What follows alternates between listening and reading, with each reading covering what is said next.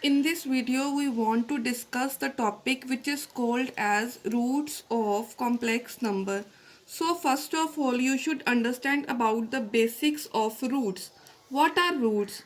Roots are nothing but the values of a variable for which a particular equation is satisfied.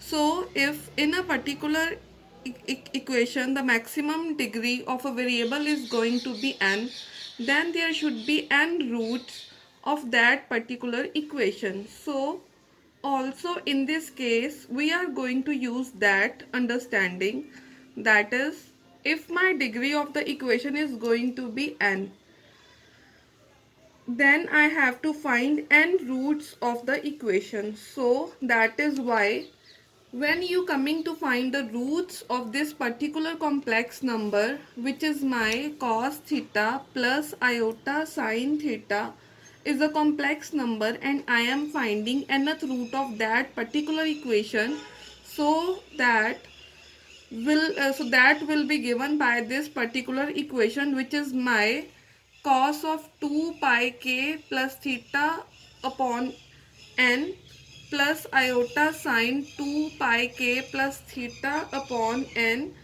wherein my k is having the values from 0, 1, 2, so on n minus 1. So what you can see is that since my root is basically, we are taking the nth root of this complex number, I will be having n different values because my k is varying from 0 to n minus 1. So there are going to be n different values of this particular problem. Now let us try to understand how this equation came into existence. So if I just observe this particular equation, it's nothing but my cos theta plus iota sine theta raised to power 1 by n. If you see over here, it's nothing but like my De Moivre's theorem. That is, you have a cos term and a sine term and degree n within it, and that thing is raised to power. Now since it is in this case, it is 1 by nth power which is being raised, you have to understand that cos and sine are cyclic terms. So by cyclic, it means that they are repetitive in nature. They repeat themselves over a period of 2 pi. So because of that, if we generalize this term, we will be getting this as cos of 2 pi k plus theta plus iota sine 2 pi k plus theta raised to power 1 by n. Now you should understand that 2 pi k is nothing but number of repetitions it is going to have.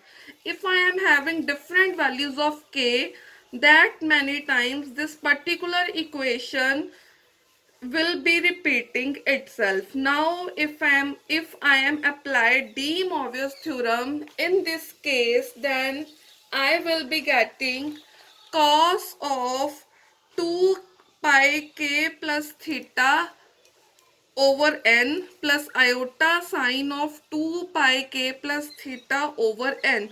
So you will be having this particular equation. So in this case, my k is going to be having values from 0 to n minus 1.